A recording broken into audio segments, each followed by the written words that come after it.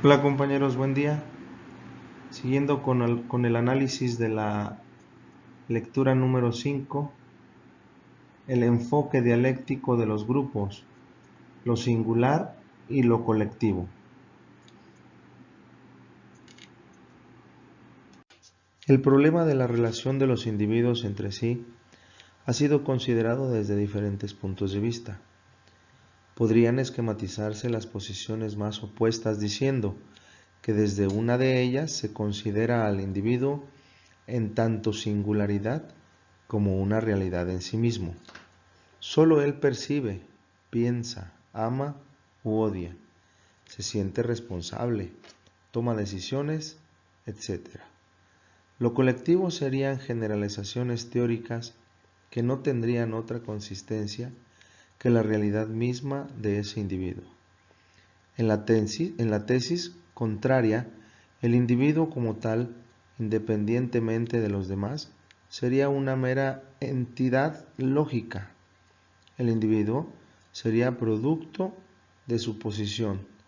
La relación individuo-sociedad está pensada desde un criterio antagónico según el cual singularidad y colectividad conforman un par de contrarios.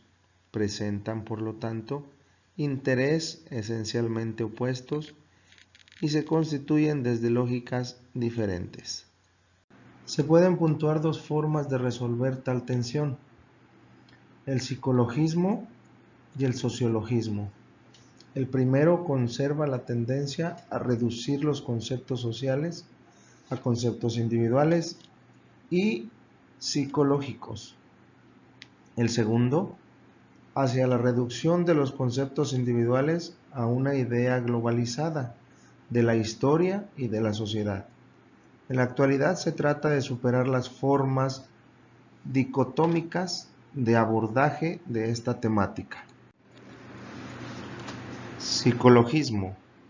Pensamiento liberal conserva la tendencia a educirnos los conceptos sociales a conceptos individuales y psicológicos. Psicologismo, caracterizado por pensamiento socialista, ha ido en sentido hacia la reducción de los conceptos individuales a una idea globalizada de la historia y de la sociedad. La preocupación por pensar las relaciones y diferencias entre individuos y sociedades es una característica de la modernidad. Se señalan dos espacios donde estas consideraciones se han desplegado: el espacio científico-académico y el ético-político. En el espacio científico-académico, para la tesis individualista, no existen los grupos. Grupo será un término colectivo que hace referencia a una multitud de procesos individuales. No existe en los grupos, en las instituciones, ni en las sociedades, nada que no haya existido previamente en el individuo. Por otro lado, se desarrolló la noción de mentalidad de grupo. Los seres humanos viven y actúan en términos de las propiedades de los individuos que los componen. Esta noción afirma el efecto de las fuerzas sociales y de las instituciones sobre los individuos.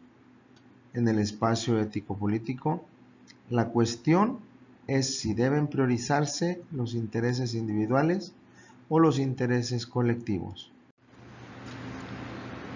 Las ciencias humanas y filosóficas, así como las ciencias y las prácticas políticas, señalan dos espacios donde estas consideraciones se han desplegado: científico-académico, psicología y la pedagogía, McDowell y Durkheim, tesis individualistas y la tesis de la mentalidad de grupo, y espacio ético-político, K. Lewin, Moreno, Pichon, Riviere. Primeros pensadores sobre lo grupal pensaban a los grupos como instrumentos válidos para la realización de las fuertes utopías sociales. El pensar la tensión entre lo singular y lo colectivo, desde la antinomia individuo-sociedad, opera como a priori conceptual en las diferentes reflexiones sobre lo grupal. En el intento de desdibujar el sentido antinómico de esta tensión, resulta pertinente pensar críticamente aquella noción por la cual los grupos constituyen un campo de mediaciones entre individuos y sociedades. La operación que parecieran haber seguido las diversas disciplinas humanísticas en sus momentos fundamentales sería dividir ilusoriamente el campo de indagación de dos objetos de estudio bien diferenciados, individuos y sociedades. Esto hizo necesario desmarcar los campos de saberes y prácticas mediadores. Esta noción de los grupos como campos de mediaciones ha intentado resolver la tensión entre lo singular y lo colectivo a través de la categoría de intermediación. La relación grupo-sociedad.